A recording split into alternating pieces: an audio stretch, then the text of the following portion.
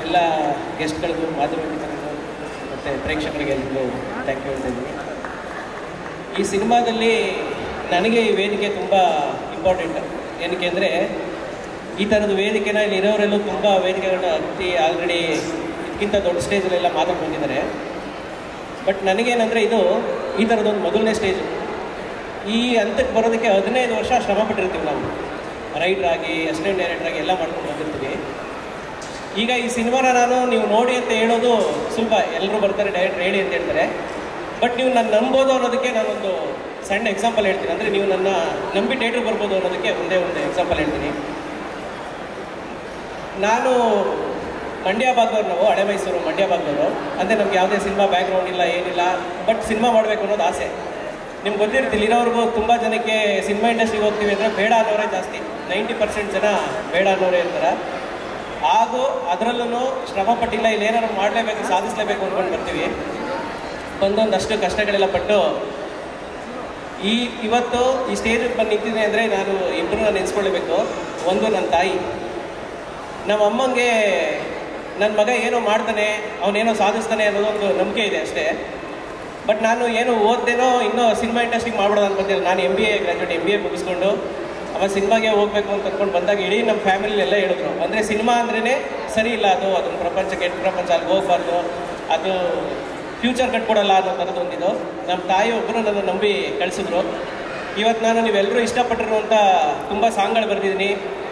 ಗುರು ಶಿಷ್ಯರಲ್ಲಿ ಆಣೆ ಮಾಡಿ ಹೇಳ್ತೀನಿ ಸಾಂಗಿಂದ ಹಿಡಿದು ದರ್ಶನ್ ಸರ್ದು ಕಾಟೇರ ಸಿನಿಮಾದಲ್ಲಿ ಬೆವರಾನಿಲಿ ಬೆಳೆದ ಬಂಡೆಗಲ್ಲು ಅನ್ನೋ ಸಾಂಗ್ ಕೂಡ ಬರೆದಿದ್ದೀನಿ. ನನಗೆ ಇನ್ನೊಂದು ಇವತ್ತು ಖುಷಿ ಆಗ್ತದೆ ಅಂದರೆ ನನಗೆ ಬಾಸ್ ಬಂದಿದ್ದಾರೆ ನನ್ನ ಪ್ರೋಗ್ರಾಮ್ಗೆ. ಅದು ನನಗೆ ತುಂಬ ಖುಷಿ ತಂದಿದೆ. ಅಂದರೆ ನಾನು ಅವ್ರಿಗೆ ದೊಡ್ಡ ಅಭಿಮಾನಿ. ಅವ್ರ ಆಶೀರ್ವಾದನೂ ಕೂಡ ನನಗಿದೆ. ನಾನು ಸಾಂಗ್ ಬರೆದಾಗಲೇ ನನಗೆ ತುಂಬ ಪ್ರೀತಿಯಿಂದ ಹೇಳಿದರು, ನೀನು ಚೆನ್ನಾಗಿ ಆಗ್ತದೆ ಅಪ್ಪಿ, ನೀನು ಒಳ್ಳೆ ಸಿನಿಮಾ ಮಾಡ್ತೀಯ ಅಂತ. ಈ ಸಿನಿಮಾ ಅನೌನ್ಸ್ ಮಾಡಿದಾಗಲೂ ಹೋಗಿ ಬಾಸ್ ಹತ್ರ ಆಶೀರ್ವಾದ ತಗೊಂಡೇ ಬಂದಿದ್ದೆ ನಾನು. ಹಾಗಾಗಿ ನಿಮಗೆಲ್ಲ ನಾನು ನಂಬಿಕೆಯಿಂದ ಹೇಳ್ತೀನಿ, ನಿಮ್ಮೆಲ್ಲರೂ ನಂಬಿಕೆಗಳು ಉಳಿಸ್ಕೊತೀನಿ. ನಿಮ್ಗೆ ಇಷ್ಟ ಆಗುತ್ತೆ ಸಿನಿಮಾ. ಏನಕ್ಕೆ ಅಂದರೆ ನಮ್ಮ ಭಾಗದಲ್ಲಿ ನಡೆದಿರುವಂಥದ್ದೇ ಕಥೆ ಇದು. 2004ರಲ್ಲಿ. ಅಂದರೆ ಇದು ಎಲ್ಲರೂ ಇಡೀ ಕುಟುಂಬದವ್ರು ನೋಡೋವಂಥ ಸಿನಿಮಾ ಅಂತ ಯಾಕೆ ಹೇಳ್ತೀನಿ ಅಂದರೆ, ನಾನು ನಮ್ಮ ಜನ್ರೇಷನ್ನು ಅದನ್ನು ಎಕ್ಸ್ಪೀರಿಯೆನ್ಸ್ ಮಾಡಿದೆ. ಆ ಇನ್ಸಿಡೆಂಟ್ನ ಗೊತ್ತು ನಮಗೆಲ್ಲರೂ, ನಾವು ಇಂಚಿಂಚು ನೋಡಿದ್ದೀವಿ. ನಮ್ಮ ತಂದೆ ಜನ್ರೇಷನ್ ಆ ವಿಷಯನೆಲ್ಲ ಕೇಳಿದ್ದಾರೆ, ಅಂದರೆ ನಮ್ಮ ಟೈಮಲ್ಲಿ ಇದು ನಡೆದಿತ್ತು ಅಂತ ಗೊತ್ತು. ಬಟ್ ಈಗಿನ ಜನ್ರೇಷನ್ಗೆ ಅದ್ರ ಮಾಹಿತಿ ಇದೆ. ಆ ಎಕ್ಸ್ಪೀರಿಯೆನ್ಸ್ನ ನೀವು ಬಂದು ಥಿಯೇಟ್ರಲ್ಲಿ ಮಾಡ್ತೀರಾ. ಪ್ರತಿಯೊಬ್ಬರಿಗೂ ಸಿನಿಮಾ ನೋಡಿದಾಗ ನನಗೆ ಇನ್ಸಿಡೆಂಟ್ ಗೊತ್ತಿತ್ತು, ನನಗೆ ಇಷ್ಟು ಡೀಟೇಲ್ ಗೊತ್ತಿಲ್ಲ ಅನ್ನೋ ಥರದ್ದು ಒಂದು ಇನ್ಸಿಡೆಂಟ್ ಇಟ್ಕೊಂಡು ಮಾಡಿದ್ದೀವಿ.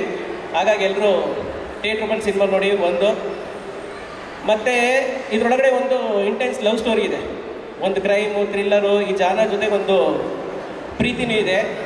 ಅಂದರೆ ನಾವು ಮೊದಲೇ ಕ್ಯಾಪ್ಷನಲ್ಲಿ ಹೇಳಿದ್ವಿ, 7 ಮಲೆಯ ಮಡಿಲಲ್ಲಿ ಎದೆ ನೊಡಗಿಸಿದ ಪ್ರೇಮ ಕಥೆ ಅಂತ.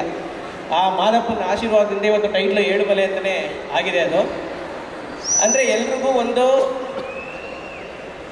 ಏನದು ಸೀರಿಯಸ್ ಒಂದು ಸೀಟ್ ಎಡ್ಜಲ್ಲಿ ಕೂತ್ಕೊಂಡು ಕೊಡೋ ಒಂದು ಎಕ್ಸ್ಪೀರಿಯನ್ಸ್ ಜೊತೆಗೆ ಒಂದು ಮುದ್ದಾದ ಲವ್ ಸ್ಟೋರಿ ಕೂಡ ಸಿನಿಮಾದಲ್ಲಿದೆ. ಅದು ನಮ್ಮ ಭಾಗದಲ್ಲೇ ನಡೆದಂಥ ಒಂದು ಲವ್ ಸ್ಟೋರಿ. ನಾನು ಶುರು ಮಾಡೋವಾಗಲೇ ಹೇಳಿದೆ, ಅಂದರೆ 2 ಜೀವಗಳು ನನ್ನ ನಂಬಿತ್ತು ಅಂತ. ಒಂದು ನನ್ನ ತಾಯಿ, ಇವತ್ತು ಮನೇಲಿ ಟಿ ವಿಲಿ ನೋಡ್ತಾ ಇರ್ತಾರೆ ನಾನು ಇವತ್ತಿಲ್ಲಿ ಮಾತಾಡ್ತಾ ಇರೋದನ್ನು. ಇನ್ನೊಂದು ನನ್ನ ವೈಫು. ನನ್ನ ವೈಫ್ ಕೂಡ ನಾನು ಅಂದರೆ ನನಗೆ ನಿಮ್ಗೆ ಗೊತ್ತಿರುತ್ತೆ, ಮದುವೆಗೆ ಹುಡುಗಿ ಹುಡ್ಕೋಕೆ ಹೋದಾಗ ಎಲ್ಲರೂ ಯಾರು ಅಷ್ಟು ಈಸಿಯಾಗಿ ಗೌರ್ಮೆಂಟ್ ಕೆಲಸ ಇರೋರು ಬಿಟ್ಟರೆ ಹುಡುಗಿನ ಕೊಡೋದಿಲ್ಲ.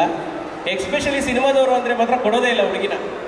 ಸೇಮ್ ಎಕ್ಸ್ಪೀರಿಯೆನ್ಸ್ ನನ್ನ ಲೈಫಲ್ಲೂ ಆದಾಗ ನನ್ನ ಹೆಂಡತಿ ಅವತ್ತು ನನ್ನ ನಂಬಿ, ಅಂದರೆ ನಂಬಿಕೆನೇ ಅಲ್ಟಿಮೇಟ್, ಪ್ರೀತಿನೇ ಅಲ್ಟಿಮೇಟ್ ಅನ್ನೋ ಒಂದು ನಂಬಿಕೆನ ಅವತ್ತು ನನಗೆ ಸಪೋರ್ಟ್ ಮಾಡೋದಕ್ಕೆ ಇವತ್ತು ಇಲ್ಲಿವರೆಗೂ ಇದ್ದೀನಿ. ಹಾಗೆ ನಿಮ್ಮೆಲ್ಲರೂ ಒಂದು ಇದ್ರ ಮೇಲೆ ಒಂದು ಸ್ಟೇಜ್ ಮೇಲೆ ಬರಬೇಕು ಅಂತ ನನ್ನ ವೈಫ್ನ ಕರೀತಾ ಇದ್ದೀನಿ. ಆ್ಯಕ್ಚುಲಿ ಇದನ್ನು ಅಂದರೆ ಕಲಿಬೇಕು ಅಂತ ಏನಿಲ್ಲ. ಚಿನಿ ಅವ್ರಿಗೊಂಚೂರು ಜಾಗ ಮಾಡಿಕೊಡಿ.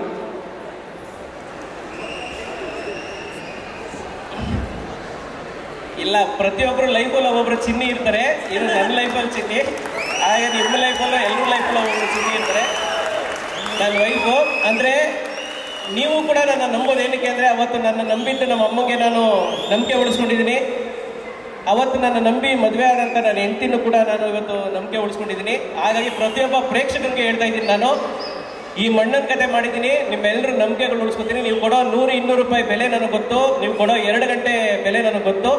100% ನಾನು ಅದನ್ನು ಉಳಿಸ್ಕೊತೀನಿ. ದಯವಿಟ್ಟು ಎಲ್ಲರೂ ಥಿಯೇಟ್ರ್ ಬಂದು ಸಿನಿಮಾ ನೋಡಿ. ನಾನು ಇದೇ ಥಿಯೇಟ್ರ್ ಹತ್ರ ಫಸ್ಟ್ ಶೋಗೆ ಬಂದು ಇರ್ತೀನಿ. ನೀವು ಬಂದು ನಿಮ್ಮ ರಿವ್ಯೂ ನೀವು ಹೇಳ್ಬೋದು.